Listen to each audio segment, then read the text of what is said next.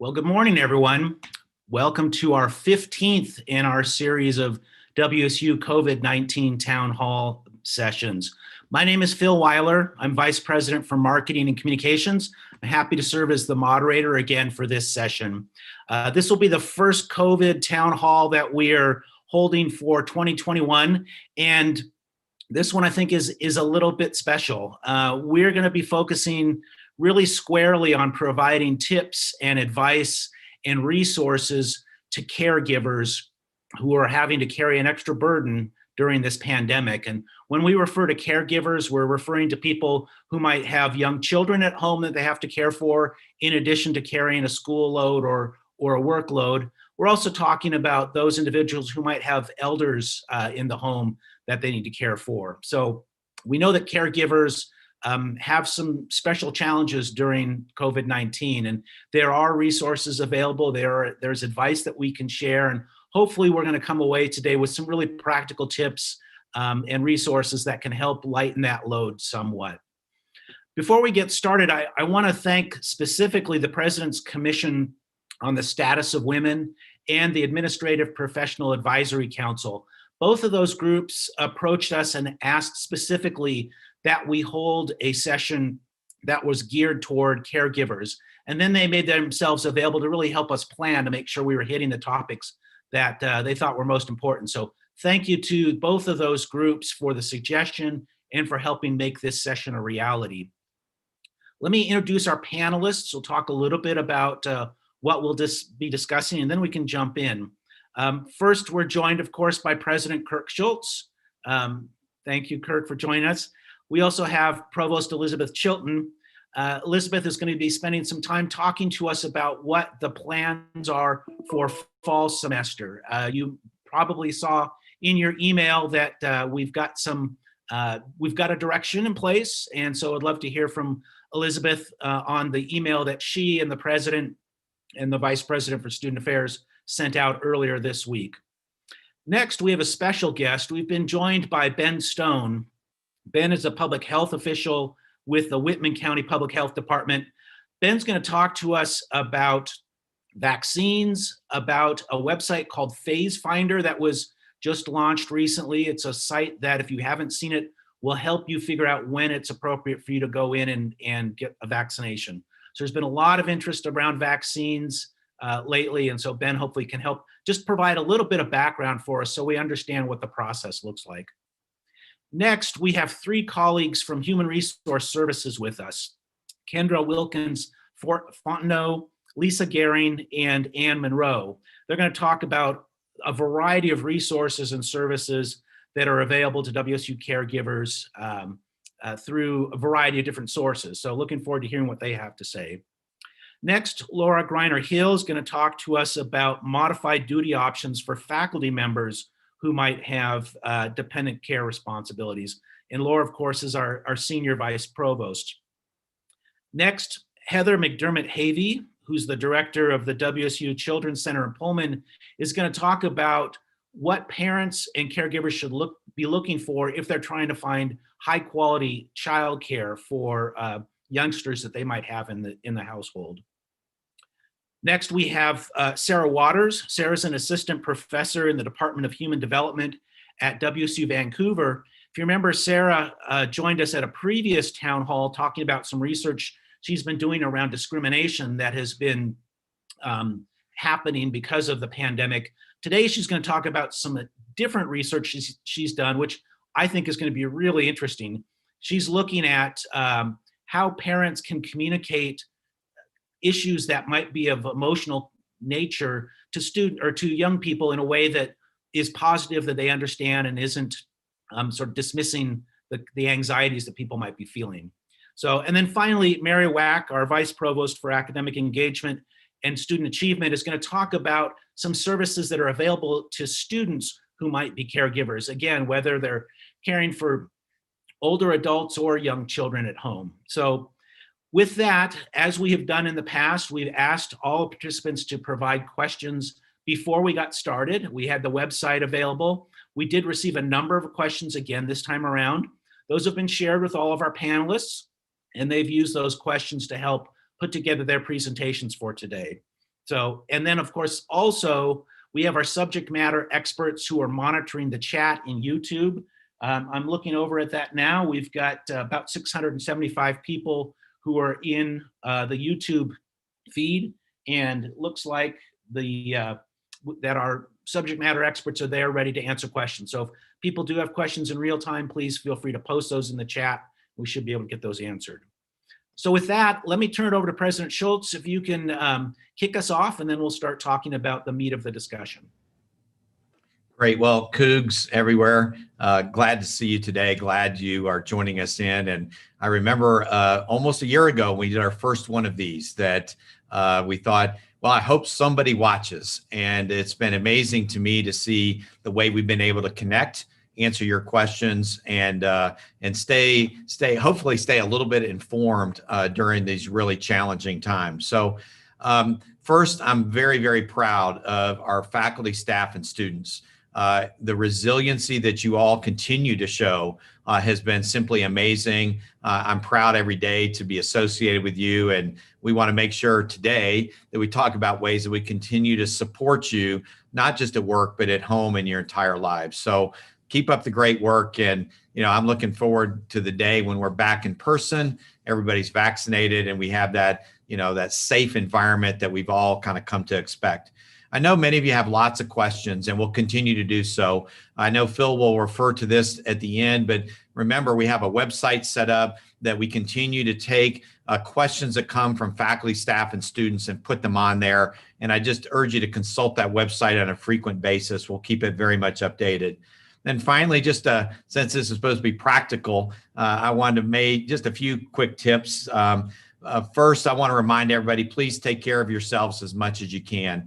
And I think I was doing an exercise routine the other day and watching a recording, and the person on there said, taking 30 minutes to exercise for self-health is not a waste of time. It's not, don't look at it like that. Look upon that as an investment in yourself. And I think that's an important thing to remember. So a couple things that I've done recently. It's okay to turn off your social media accounts and to not scroll through them continuously when things are happening. It's okay to not look at the news all the time on your computer or where you're sitting at home. Give yourself some breaks. And I think that's a really important thing, especially if you feel stressed and overwhelmed by that. It's okay to check out on some of those things for some period of time. And there's a lot of good, healthy reasons to do that. I would also encourage you to have something fun that you can do when you do feel you just need a chance to break away for a few minutes. So I went up walking our dog around the engineering complex in Pullman.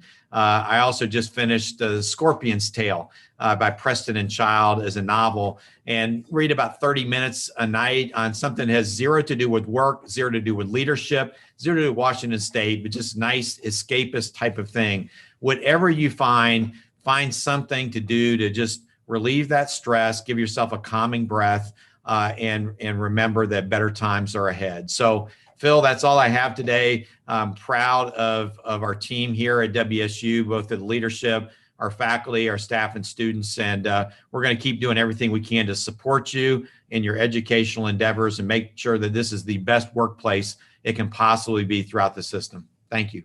Go Cougs. Great. Thank you, Kirk.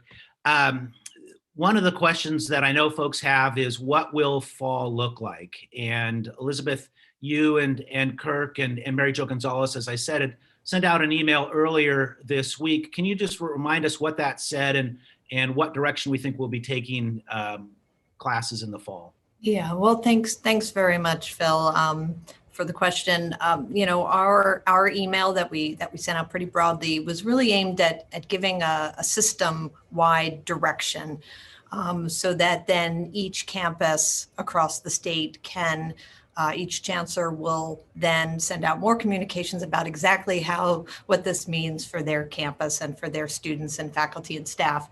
But, as a system, we've been really working together to come up with a set of guiding principles that will then guide our decisions on each of the campuses. And, first and foremost, as we communicated, we're feeling optimistic about focusing our planning efforts on a more substantive in-person interactions come fall. And that includes both the classroom experience as well as outside the classroom. Certainly for the Pullman campus, this semester and last semester, we had dozens of classes that were held in person using appropriate PPE and social distancing, and we did not have any cases of COVID spread in the classroom. And so we're learning from those, and we're going to apply that to the Pullman semester in the fall, expand the number of in-person experiences, but of course we need to balance that against whatever the health considerations are at the time. You know, I wish I had a crystal ball as to how quickly we can get folks vaccinated, and I wish it was tomorrow. But we will be able to adjust our timeline as we learn more about the rollout of the vaccine and see how the cases of COVID are in the state. So we're balancing health considerations for faculty, staff, and students. We're certainly maintaining and enhancing the quality of instruction for students in all cases, whether it's fully in person or whether it ends up being a hybrid kind of semester. We're focusing on the quality of education and experience. And then we're also, you know, the focus of today's town hall is really protecting a whole life perspective and paying close attention to equity issues, because we know, you know, will the schools be back in session, for example, and how will that affect caregivers? So all of those are considerations that guide our focus on our fall planning. Great, thank you, Elizabeth. I like that, the idea that we've got some principles in place that are going to guide our planning, and we have a sense of what the direction is, but there's still work to be done. I was in a meeting yesterday where we were talking about this idea of a potentially phased reopening, and someone made the comment that resonated with me. They talked about the idea that this is not an on and off switch. We're not either all in person or off. It's more like turning a dial. And so we're looking at how do we slowly turn that dial in a safe way to make sure that faculty members, students are safe, that we're keeping our community safe as well. So thanks for the update on that. I know there's a lot of work that will continue to be done as we get closer to those fall dates. I'd like to turn it over now to Ben, if I could. As I mentioned, Ben Stone is an official with the Whitman County Public Health Department. Ben, I know vaccines are obviously a hot topic around the country, and I think it's safe to say that information about vaccines is literally changing every day. In fact, I heard just yesterday that the Biden administration had made an announcement about an incremental increase in trying to make vaccines available at the state level. But can you share with us how do vaccines get into people's arms? Where do the vaccines come from? Who's responsible for figuring out how those get distributed? And then talk a little bit as well, if you could, about this Phase Finder website that was just recently launched by the state of Washington.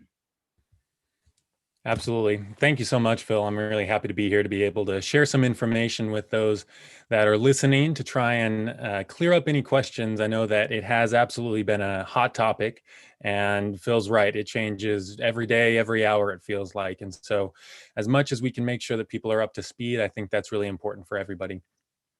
So before I jump into where we're at right now, I'd really like to give a little bit of context to how we got here and why we're at the place that we're at. So before December, so from February to roughly December, our tools for fighting COVID were really limited to those non-pharmaceutical interventions that I think everybody was hearing a lot about back in February, March of last year, those NPIs. And those non-pharmaceutical interventions were things like washing your hands, social distancing, coughing into your sleeve, decreasing sizes of gatherings, things like that. And all of those were really the tools that we had in order to prevent the spread and prevent any severe morbidity and mortality. And that was really the focus. And that still is the focus. Now, as in December, when it started to roll out, and we did have some vaccines that became available, although limited, that is still the goal, is to prevent the spread of COVID and to decrease severe morbidity and mortality. Now, in December, as these things rolled out, we now had a pharmaceutical intervention. And that's very exciting. And that's a really important place to be for us to really start fighting back. Now, unfortunately, that is still an extremely limited resource. I think everybody's well aware of some of the limits of the vaccine as far as how much there is and it being able to be in everybody's arm as quickly as possible. And so with those limits, it's important for people to understand what the process is and some of the mindset behind it and why we're going through the phases in the way that we are.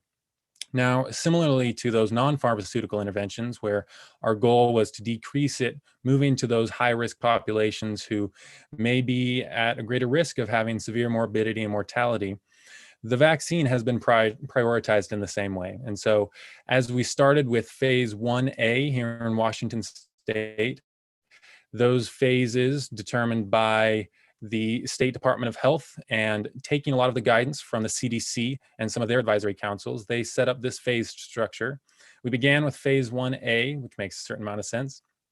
And in that phase, it was really prioritizing those healthcare workers who were seeing a lot of patients and who were at risk because of their job. They were there, we needed them in the hospital to take care of this increase in patients. The other focus was those individuals who work and live at long-term care facilities around the state. And that is where we have seen the largest amount of severe morbidity and mortality is outbreaks in these facilities. And so for our healthcare system, it was really important to early on do as much as we could with this new pharmaceutical intervention to prevent more severe morbidity and mortality in those populations. Now, as we move through these phases, as we get more individuals vaccinated, and as hopefully we start to see a lot more vaccine, then we can start to expand it out.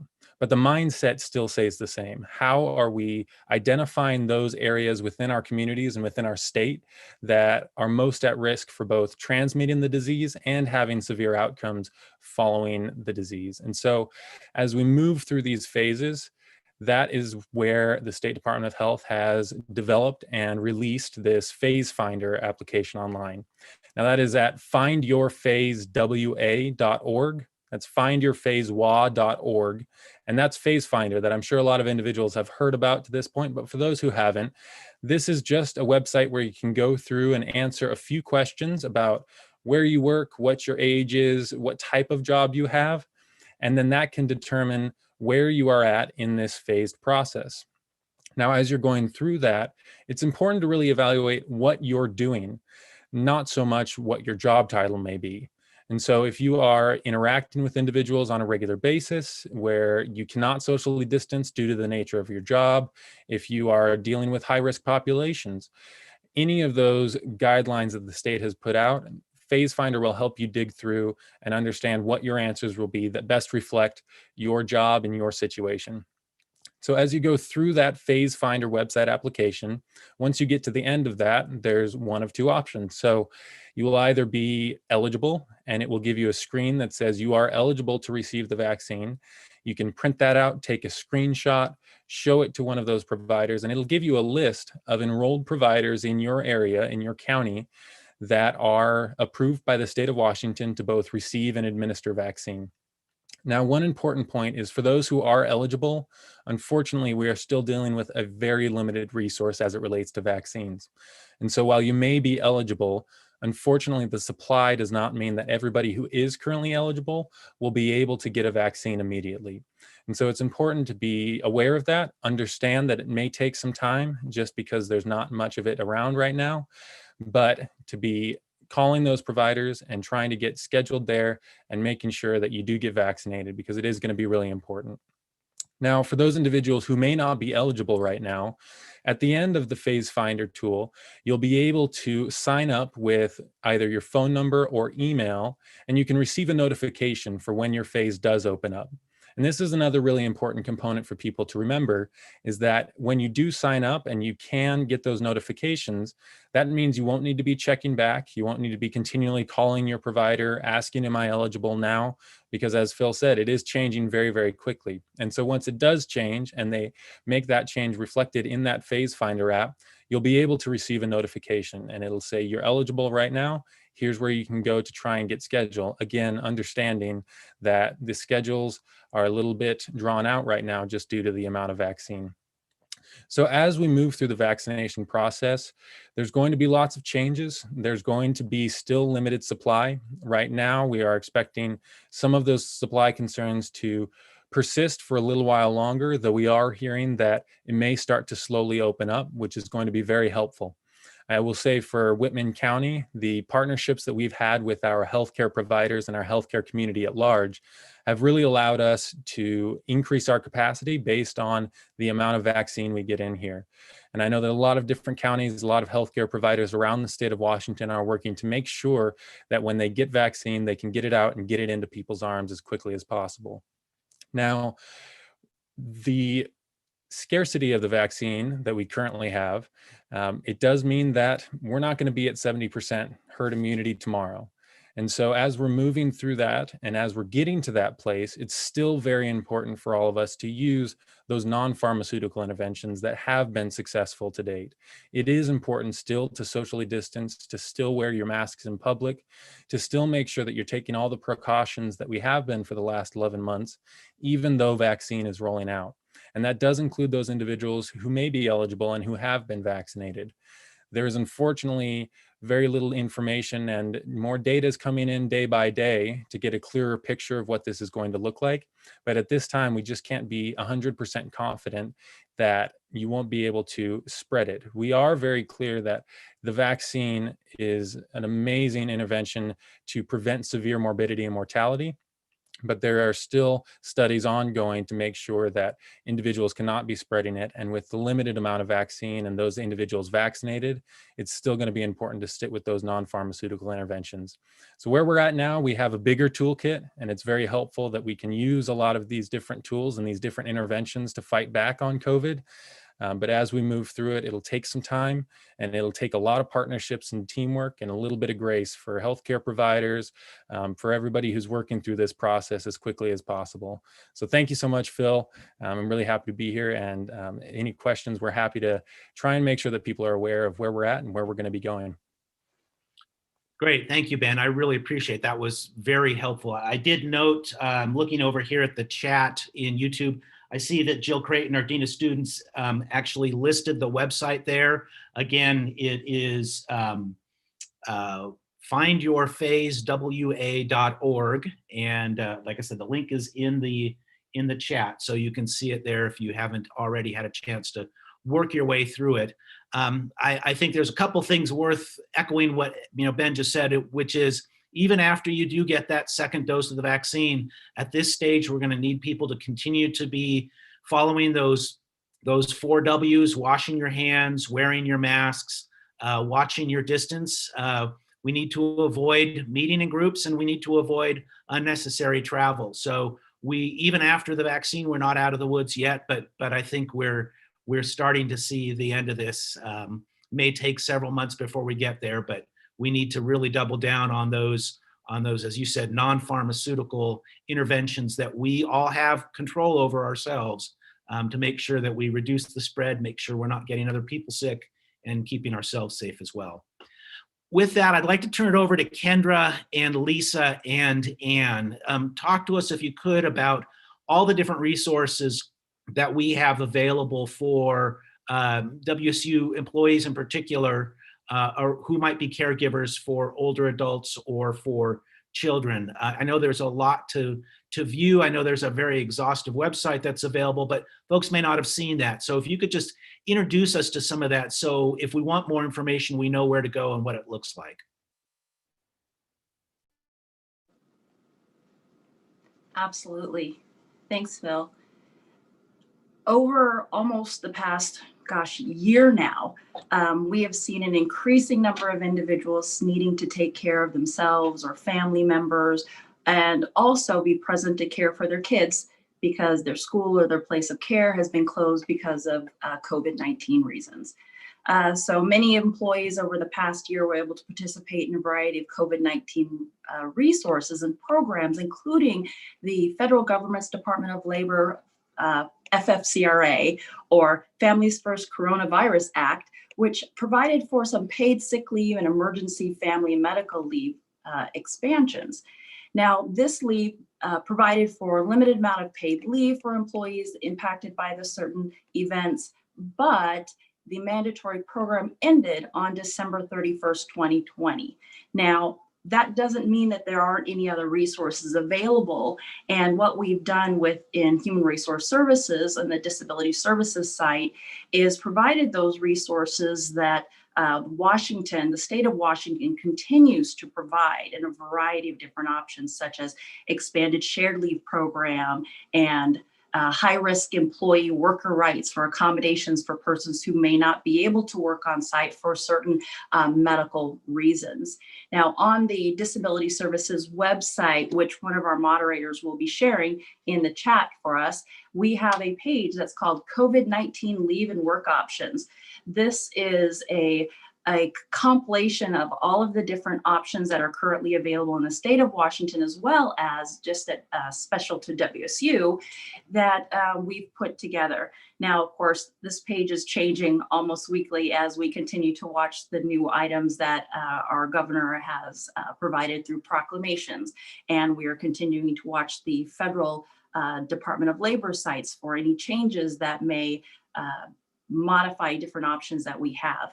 Additionally, on that site, we have put together a quick reference guide that provides for a variety of potential leave options for employees who may need leave for these COVID-19 events. So if somebody needs to be out to care for themselves or care for them others, or if it's for related to school closures or daycare closures, it identifies, can somebody take annual leave or leave without pay or sick leave, or may they be eligible for Family Medical Leave Act and so forth, putting that on one sheet per se. And then people can always contact Disability Services to ask us additional questions. Now, besides the COVID-19 leave options, people continue to need to be out for a variety of different reasons. And so we have all types of different leave programs or other programs such as were brought up earlier for persons to work in different locations. Employees who are on approved medical leave, such as family medical leave, can take that on a full-time or part-time or intermittent basis that works with their needs and their family needs. And then if employees are able to work in a certain capacity, maybe it's limited, we can work with departments on particular options that are available to them, like what, if any, work may be available, and also from where, because of course that is a current concern in our COVID environment where we have people working on site all the time, on site, part of the time at home, part of the time and all the time as well. And so I guess with that, for those persons who may not necessarily also need leave, but may need other work options, I'm going to turn this over to Lisa Gehring, who is our HRS Assistant Vice President, to provide more information. Thank you, Kendra. So currently, teleworking remains the preferred working option at this time. And so WSU employees who can telework still without hampering operations, we still want you to do so in coordination with your supervisor. And when the time comes, and hopefully very soon, that we'll be able to transition back to working at a WSU work location, HRS will provide additional training and resources so we have a successful transition back. And as Kendra noted, we have a significant amount of information on our HRS website. So if you have any difficulty finding information, or if you have a specific situation you'd like to discuss, please don't hesitate to contact our office. One of the questions that we receive quite frequently is related to flexible work schedules. And can an employee work something other than the standard 8 a.m. to 5 p.m.? And our response is yes, supervisors should consider flexible work schedules because we do have many employees who are struggling to juggle multiple priorities, caregiver needs, work priorities, and sometimes that just a modified schedule can help them balance that work life. And employees and supervisors should discuss how to meet the performance expectations and deadlines outside of the traditional 8 to 5 work schedule. And regardless of schedule, employees should know, what's expected of them as an employee. What are the deadlines? And it's important that that line of communication between supervisors and employees remain open. It may not be possible to provide a flexible schedule to all employees. However, HRS is always available to collaborate with supervisors and employees to talk about what different options may be available. And just a quick reminder, as an option, we have to comply with state ethic laws and be accountable for accurately reporting our time worked or any leave taken. The second question we get frequent, even though not directly tied to caregiving, but we have where kids are at home on the home computer and we have employees trying to work, there may not be enough resources for everybody. So we get questions related to teleworking and who should be providing the equipment and the resources for an employee to telework. And even though a formal telework agreement is not required at this time for the COVID-related teleworking, supervisors and employees can still reference our teleworking policy, which is Business Policies Procedures Manual 6034. And we do have a website with lots of teleworking information that the moderators will post in the YouTube chat. And so this policy specifically addresses responsibility for the cost of equipment, utilities, and for the maintenance. And so this is something the employee and the supervisor should be in discussion. And if the resources aren't there, how do we obtain the resources? And again, HRS is available to assist if there's questions. And so now I'm going to turn the presentation over to Ann Monroe, who is our Director of Benefit Services, to discuss other important benefit information. Thank you, Lisa, and hello, everybody. Nice to speak with you again today. I just wanted to kind of segue a little bit off of what Kendra and Lisa were talking about and move into caregiving as well. But with the different leave, people sometimes will become concerned if they're having to take ongoing leave or they may not be able to work as much as they normally do.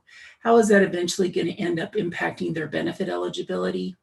And I just wanted to send a quick reminder that as long as somebody's in paid status 8 hours a month as a benefit eligible employee, most likely they're going to be maintaining their benefit eligibility. And there's a lot of leave provisions out there that can be utilized right now. And we do everything we can to make sure that that component is not being impacted for our employees, because that's pretty crucial right now.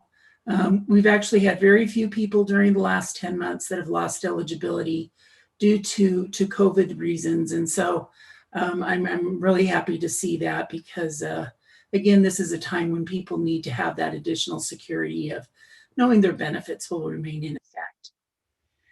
Another thing, of course, that we want to recognize through all of this is that regardless of where someone's working, if they're working at the job site or if they're working at home, a lot of people are experiencing feelings and emotions that they maybe normally weren't experiencing prior to this time. And this kind of loops back to what Kirk was talking about at the very beginning. You know, we have social isolation, we have people with anxiety, work-life boundaries are sometimes getting blended, the ongoing care for children and perhaps parents. And it's important that through all of this, in addition to taking care of those that are relying upon you, be it your family or your employer, that you're making sure you're taking care of yourself in the midst of all of this as well. We have provided a lot of information, as already has been discussed, on our websites. One of the links I would like to share with you here, if I can successfully pull it up, is we do have a website called Caring for Self and Others. And this should be also, the moderator should be putting this in the comment section. And this is a good spot to land. Actually, if you land on a lot of different locations on the HRS website, it will direct you back to other resources that will be available to you. I think this quote over here is really important. Self-care is not selfish. You cannot serve as an empty vessel. And so you really, really do need to make sure you're taking care of yourself. One of the other resources that you're going to find on this site is it will link you out to the EAP web source, which we also utilize a lot. They have some great resources. They have trainings, they have quick little webinars that you could attend. They have white pages that you could read. A lot of information out there that they're focusing a lot on employees in the state of Washington and help them assist us through this difficult time. And then as you go down, you're going to find how can you care for yourself? How can you care for others? And we do try to ensure that we update this site when more information becomes available. But it was just a quick, I wanted to make sure you were aware of it, and as a quick resource that you could go visit to learn more about the self-care options that we offer through the university. I think another important thing to realize right now is that even though we have a lot of stress and anxiety in our lives, there's actually been some positive components that have come out from the different work-life balance that we are having. For example, you'll hear people say, wow, I don't have to do that daily commute anymore. Or I'm actually finding that when I'm at home, I get up and move around a heck of a lot more than I was if I was sitting at work. And so both of, those are just little things that may not seem like big deal, but if we're moving more, and that's kind of good for our self-help, that we're taking a moment to breathe, even if it's that child or even a pet that's distracted us from something, that we can breathe and we realize, gosh, I haven't had a cup of water for a while. Maybe I need to go get a drink of water and move. There's some positive things that we're experiencing through all of this as well. And people are making comments about it's kind of rejuvenating their minds, and they're thinking about things a little differently, that they maybe are experiencing something different in their normal work life. Most of us may have a combination of both. Some of us may have pros experiences, some of us may have con experiences. And of course, whenever possible, it's great to focus on the positives. But if you see the cons, make sure you're looking for ways that you can help yourself out as well. And one of those is if you go to these different resources we found and you're like, man, that's just not fitting my need. Remember that all of the Washington State University insurance plans that we do offer counseling services. So if you need to sit down and talk to somebody, talk things through, take advantage of those opportunities. I'm actually going to make a little plug here about how my particular team is ensuring that we're not social distancing regardless of where we work, and that is what Workday has done for us. We're in touch way more since Workday has gone live than we have been in a long time, and we have daily Zoom meetings. We have ongoing IM conversations, which are actually very supportive, motivational. We're helping each other out. Some people catch on to things a little bit quicker than others, and they're helping train and uplift the rest of the team. And of course, it's a great opportunity for us as a university statewide community to realize that we still have opportunities to exercise compassion, patience, and understanding as we're all learning this together. But I was just thinking about that. I was like, we were pretty good about staying in touch, but since Workday has been rolled out, we're staying in touch a lot more. And I think that can be seen as a very positive thing in terms of our various work units across the university. So those are a couple of thoughts that I had today, Phil, and I thank you for the opportunity to join the conversation. Well, thank you to Anne and Lisa and Kendra. And also I want to give a shout out to the folks who are representing Human Resource Services on the chat. There's quite a bit of resources and links that are available there. If you wanted to follow up on any of that, those links are there. Also, it's clear that Human Resource Services has put a lot of effort into trying to compile all of these resources, these services and programs into one place, so it's easier for people to access them. So thanks to our colleagues in HRS.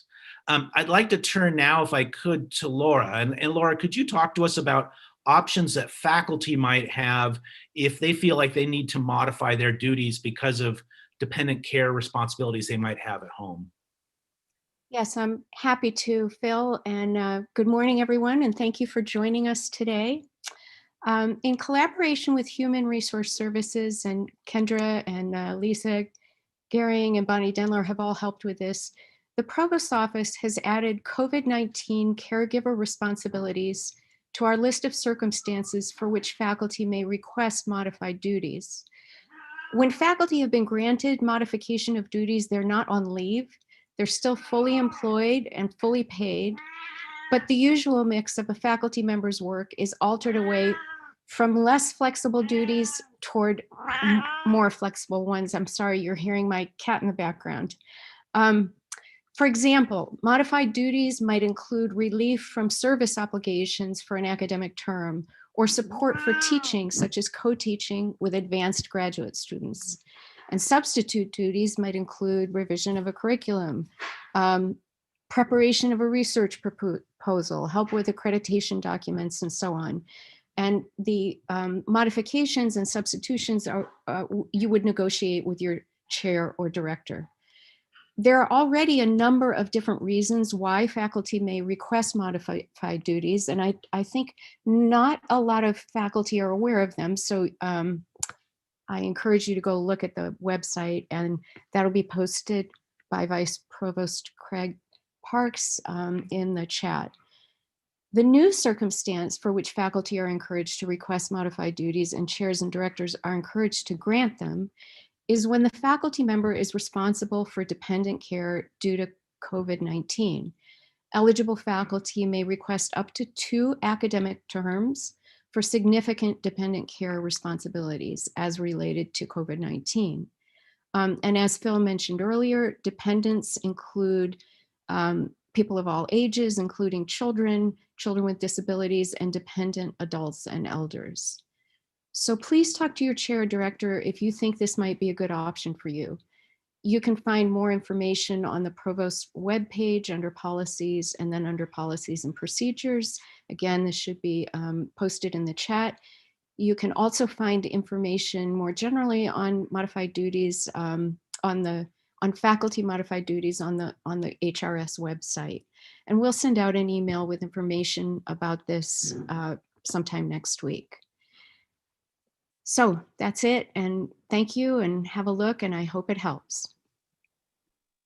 Great, thanks, Laura. I did see that Craig did in fact post that link to the website, and based on what I'm seeing in the comments from the chat, I think folks want your kitty to have their own panelist spot on our next town hall. So we'll have to see if the kitty's available for the next one. All right, well, with that, I'd like to next talk to, have Heather talk to us about childcare. I know that, you know, as a parent, childcare is always, at least for me, it was always a concern. I wanted to make sure that my kids were being able to be in a place that was safe and nurturing for them. And I think with COVID-19 now, it becomes even more of a challenge. Some schools are moving toward face-to-face instruction, others aren't. I think parents have nervousness about, you know, when the time comes for parents to need to or caregivers to return to the workplace. They want to make sure they've got childcare. So, so Heather, talk to us if you can. What are your tips? What are your advice on what caregivers should do if they're looking for high quality childcare for their youngsters? Thank you, Phil. I appreciate the question. First thing I want to mention is to remind you, as you're caring for children or someone in your home, to remember you're modeling resiliency. So take a breath, take a moment, pause, and recognize that you're not just trying to balance work and life or integrating work and life. You're also modeling for your children how to handle situations that are new. And so I appreciate what you're all doing, and I want to acknowledge that as we move forward. Finding childcare is challenging at any time, and right now with you know, whether you're a new parent, new to the area, trying to work remotely or coming back into the workforce, it can be challenging, but there are resources out there. And often we hear that term high quality. So I wanted to share with you, what does high quality mean when we hear that?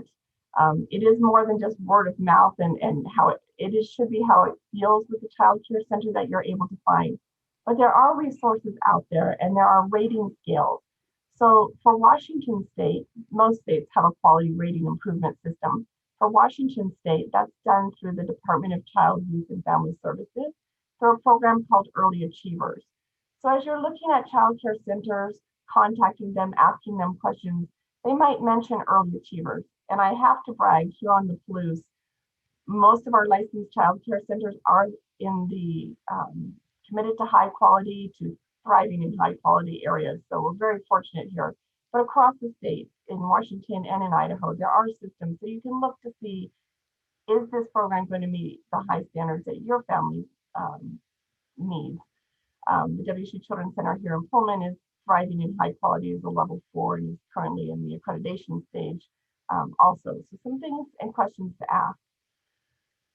In Idaho, their program is called Idaho Stars, and they have from participating to just a seedling and budding up through deeply rooted. So that's the way they use their system. And when you go to these two websites, you can find more details on what is the licensing status, what are health and safety inspection reports, how do they communicate with families, do they have good child outcomes, what are they doing to help children prepare to be successful in school. So there are rating systems out there when you're talking about high quality, and I just wanted to share with you that language.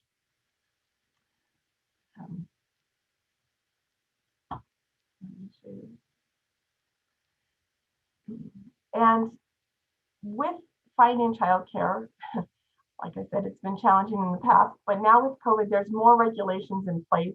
We've had to reduce our group size. So there are ratios and requirements, and that's why finding spots in centers is challenging at times, because there's a certain number of children to teacher ratio. And teachers in the past could go from room to room and help support other classrooms.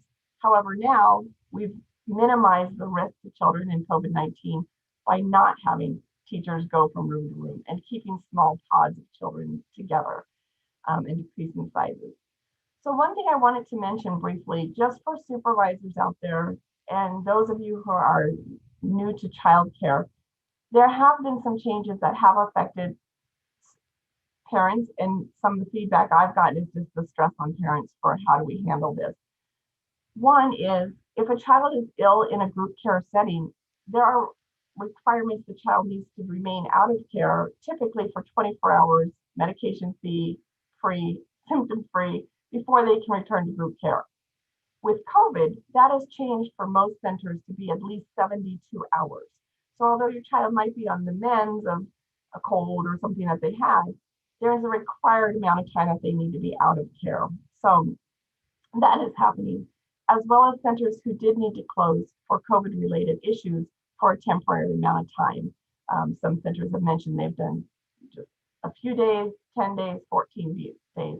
Knock on wood, our children's center has not had to close yet, so we're hoping to keep that trend going with the great work of the parents and staff here.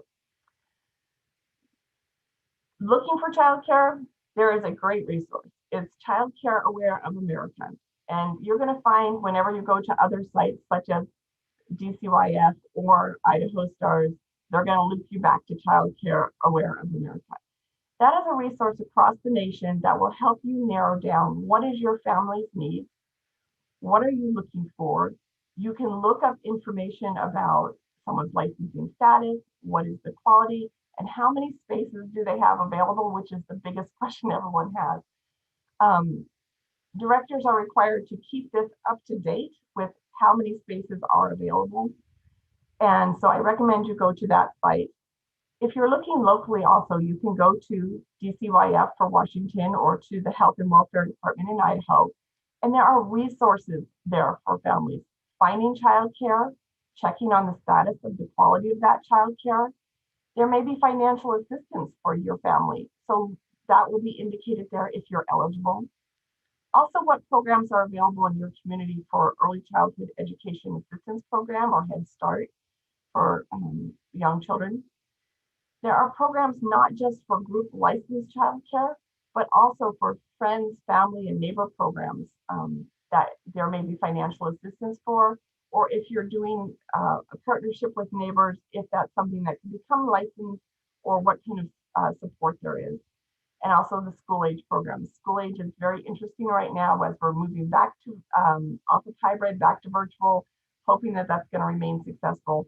But talking to your child care now, what are their plans if things need to go back to being a virtual program so that you can be supported at work and trying to balance everything. And then most importantly, there are resources. As a parent, parenting is hard work. It's the biggest job we have. And there are resources on ways to help your child through their development, resources on how to navigate change, how to talk to your child about different issues, and how to support you as a parent as you're supporting your child in their journey.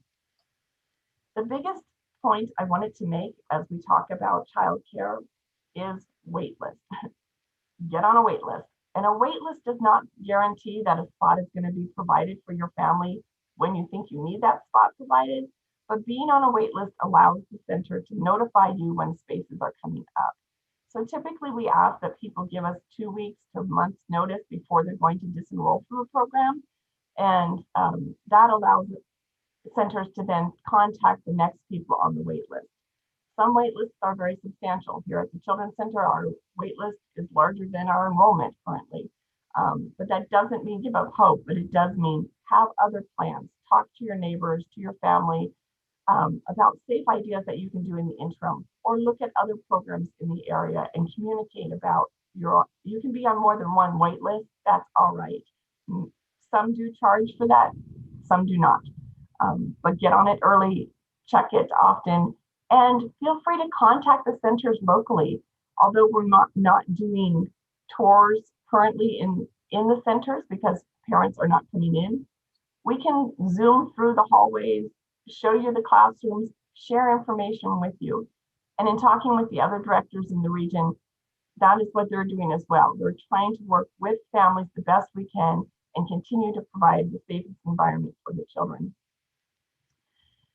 The other piece is to think about unexpected closures and to plan ahead by talking to your supervisors, your coworkers about what your projects are, what your timeline is. But again, while you're trying to balance or integrate work and family life, I recommend taking a pause, finding what resources are out there, and looking for in case of situations so that you can get on lists early and you can plan ahead. And if you have more questions, I welcome you to contact us out here at the WSU Children's Center in Pullman. But Childcare Aware is going to be a resource that will provide most of the answers for you. And if not, looking at your local Department of Child, Youth and Families or Idaho programs, and they will narrow it down by counties for you. Thank you. Wow, great. Thank you, Heather. I don't know that the childcareaware.org website existed when my kids were young, but I wish it did because it sounds like that's a great resource. So yeah, I encourage folks to take a look at that if they do have childcare needs. I'd like to turn our conversation to Sarah Waters now, if I could. Sarah, I know it's natural for adults to want to protect their kids from emotional distress. And I know in my experience, when my children would say, "What's wrong?" You'd say, "Oh, everything's fine." You've done some research that finds that parents aren't as good at hiding that emotional distress as they may think they are. And so could you talk to us, what are the findings that you have, the conclusions you've come to from your research around how well parents can really hide emotion from their children, and maybe give us some tips on how to have a healthy conversation so that if a child is expressing concern or they detect that the parents are feeling stress, how a parent and child or how caregiver and child can talk about that in a productive way. Yes, absolutely. So thanks for having me. And I'm really happy to be here and echo and expand a little bit on a lot of what the other leaders of our university have already talked about today, that this is a really challenging time for a lot of families, and the importance of balancing the obligations that we have and the caregiving commitments that we have with care for ourselves as well. So I'm going to share just one slide that I put together here. And what we know from really many years of research on children's resilience is that the most powerful sources of resilience in children's lives are these close, stable relationships that they have with responsive adult caregivers. So when children have the sense of safety and security that these relationships provide, then they have a place that they know they can go to help manage their strong negative emotions. Then children are able to navigate even really pretty adverse circumstances successfully. So in this time of COVID, where there are numerous challenges and sometimes it feels like the challenges are changing almost day to day or week to week in terms of what families are navigating, this relationship that children have with their caregivers, that they're dependable, that they're present, that they see kids and create that safe space to talk about and process emotions, is really going to be key to helping develop the resilience that we all want our children to have, right? Because as much as we want to protect our kids from having to face any adversity, that's not really realistic in our world. And so I think what we want to really recognize is that even more important is that we foster the ability for kids to adapt and cope effectively when they do face adversity, that they know they have those resources inside of them. So in our efforts to provide that responsive kind of bond or relationship with our kids, we really need to remember just how sensitive children are to the emotional well-being of their caregivers. We've done research that's shown that children can catch, as we call it, caregiver stress. So when we have brought families into the lab and we've asked parents to go through a mildly stressful task, and then we reunite mothers with their children, and we see that physiological stress, so that fight or flight response in the body, things like an elevated heart rate, are actually transmitted from the mother to the child. Even a baby as young as 12-month old, we see changes in their heart rate and like their fight or flight response based on this stressor that their mother experienced that they never experienced themselves.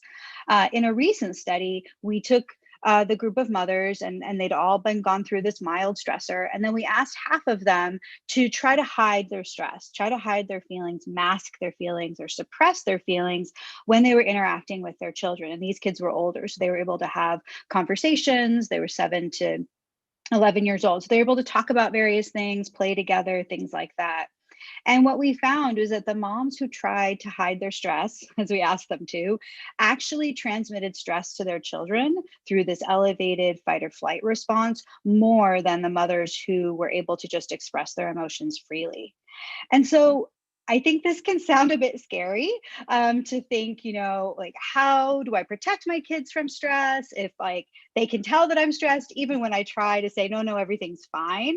And so rather than these findings being something that actually stresses parents out even more, I like to think of them as an invitation for caregivers to practice emotional resilience themselves. Actually, Heather already sort of set me up for this and what she was talking about. And that when we support our own resilience, we are then better able to support our children's resilience. So this means that we really need to pay attention to our bodies so that we can identify how we're really feeling. Dr. Dan Siegel, who has written a lot about this and has some really nice videos that you can find on YouTube, uses the phrase, name it to tame it, when talking about managing stress and negative emotions. So we have to understand how we're feeling to begin coping with them. So both for ourselves and for our children, we can talk about our strong negative emotions in honest, age-appropriate ways. We can say, rather than saying, no, everything's fine, which actually teaches kids, so we know that they're picking up on our stress. So when we say, no, we're fine, we're fine, we're actually telling them, no, you're wrong. Your cues that are telling you something's up are inaccurate and you shouldn't listen to them. And I don't think that's really the message that we want to send. So instead, we can share that we're having these strong negative emotions with our children in age-appropriate ways, and then we can help them see how we manage and regulate those emotions in healthy ways. So maybe we take some deep breaths or listen to some soothing music or take a walk or something that kind of helps us regulate and reset in ourselves. That's a really powerful model and also permission for children to do something similar for themselves. And that's actually the way that we help manage our stress and also build our skills long-term to be able to do this. So it's okay to not be okay right now. That's true for kids and that's true for parents and caregivers. Being able to say, this is really hard, this is really scary. Let's figure out, let's hug, let's talk about it. Let's take some deep breaths together to honor that space and create that space for kids and caregivers to feel these strong feelings is our path forward in resilience. And so I just wanted to mention specifically in like this time of COVID, we need to be really thoughtful about how much of the news and social media and even conversations between adults that our children are indirectly picking up on that can be very scary, especially when we don't talk about or address them specifically.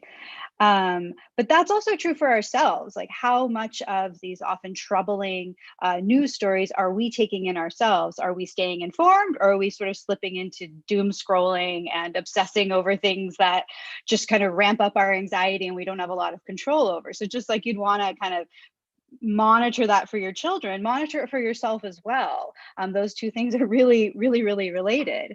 And then other things that we know help calm our nervous system and help us regulate stress, things like spending time outside. We know, especially in green spaces in nature, that helps kids thrive. It also helps calm adults and help them stay in the moment, which is where coping really happens, and also where these really close emotional bonds and moments between parents and children. And that's what really feeds kids resilience. That's where that happens too, is in just moment to moment being together. So I'll end by just saying that there's some links here, some resources to websites that have a lot of useful information about stress and coping and resilience in a bunch of different formats. So informational briefs, podcasts, little videos, different things to help us just build up our own resilience as we also are fostering our kids' resilience. Thank you. Great. Thank you, Sarah. I was looking forward to what you had to say because I figured you were going to have some good information for us. Mary, speaking of children, I'm interested in learning more about options that we might have for for students who might have children at home that they're trying to care for, or elders as well. Are there resources that we have available for students who are trying to maintain progress toward their degree while also having to care for loved ones at home? Yeah, thank you. Sure thing, Phil. We do have academic support resources. They're available to students across the WSU system, but I think the ones I've selected can particularly benefit students with caregiving responsibilities. You could think of these resources as forms of academic self-care that are there to tap into as part of taking care of yourself holistically. So students who have caregiving responsibility may absolutely crave structured time for study and benefit from tips on organizing their very limited time for best results. The Academic Success and Career Center has some online services to help out there. They have on-demand workshops, time management, motivation, procrastination, learning strategies, and more. And a link will go into the chat shortly where you can tap into those workshops. You can access these online anytime that's convenient for you. Now, if you'd like more personalized support, you can sign up for academic coaching. A coach will walk you through your academic roadblocks, help you make the most of your study time. And we'll put a link in the chat for that service as well. Academic coaches don't provide tutoring, but we have you covered in the most popular and challenging subjects. We've got tutoring online and for extended hours. Typically, that's noon to 9 p.m., Sunday through Thursday, and those services are offered by the Writing Center, the Math Learning Center, this semester now, the Chemistry Learning Center, and a whole range of subjects are available through the Academic Success and Career Center. And over the next couple of minutes, those links will be dropped into the chat. Now, if those hours don't match your needs, there are other options. WSU belongs to an e-tutoring consortium that covers a wide range of subjects 7 by 24. So if the time you have for studying is at 1 in the morning and you need live tutoring help, you can get yourself signed up with e-tutoring and get live help in the middle of the night. You can also leave questions for tutors and they'll get back to you. And we'll drop that link in the chat as well. The Writing Center has also developed a flexible feedback process on your writing that doesn't require an appointment or a Zoom meeting at a set time. Drop a paper in the email anytime and you'll get feedback sent back to you. Now, we know that caregiving can create financial stress, and that can have a negative impact on your grades, even on your health, and limit your ability to be involved in your education. We have some free educational resources and financial planning tools that are available online anytime. You can access them through the Cougar Money Matters website, and we'll put that one in the chat. Now, the name of the platform is iGrad, and once you sign up for iGrad, you have access to free budgeting tools and educational materials such as tips for single parents in school, tax breaks for parents, or handling elder care financial issues. And just a reminder, as long as we're talking about money, that our employment platform, Handshake, is open to all students and contains job listings for any point in your study. Sign up at wsu.joinhandshake.com. We'll drop that link in the chat. Finally, don't forget the virtual career fair, February 9th and 10th. It's open to all, free, and you don't have to travel to talk to employers and to get job leads. And that is through the Academic Success and Career Center, and the link will be provided. I wish you the very best for a successful semester where you have some academic self-care options available for you. Thanks, Bill. Wow, thank you, Mary. I had no idea there were all those resources available. I'm looking at the chat here. There's a dozen different sets of resources available for students. So any students who are on the line with us, please check those out. It looks like there's a lot of support available for you. So thank you for that. Kirk, I'd like to turn it over to you if you've got any closing remarks, and then I think we'll be done for the day. Well, thank you. And it's great to hear from my colleagues about all the different resources that we have for faculty, staff, and students. And I just encourage you all to go back, relook at the YouTube, look at the things in the chats, use those resources. And if there's just something else that we didn't cover or that you have other questions about, please, all the folks that were on here today, I know would be more than happy to answer additional questions afterwards. So continue to take care of yourselves, be resilient, wear your mask, wash your hands, stay 6 feet apart, and let's be safe, Cougs. And really appreciate everybody being with us today. Thanks, Phil. Great, thank you, Kirk. And again, I want to thank the President's Commission on the Status of Women and the Academic Professional Advisory Council for suggesting today's topic. There was a lot for us to cover. We've gone a little bit over. Thank you all for sticking with us. I think it was good information. Also want to thank in addition to our panelists who made their time available, also thank those subject matter experts who have been providing a lot of resources and detail in the YouTube or the YouTube chat. Finally, just one more note, something that the President mentioned earlier on. If you do have COVID-19 related questions, please check out the COVID-19 WSU website. You just need to go to wsu.edu, and there's a link right off our homepage that will take you to that site. We have a variety of resources, frequently asked questions, all the latest information. It's a great resource for you to check out. One thing that's new on that website is a dashboard that was launched within the last week or so that looks at the Pullman campus in particular and gives folks an idea of how many tests have been conducted on the Pullman campus, what's the positivity rate, what's the availability of sequester space. There's quite a bit of information there. Good news is that this is a website that's updated on a daily basis. As of today, our positivity rate is at 1.8%. The goal always is to keep positivity below 5%.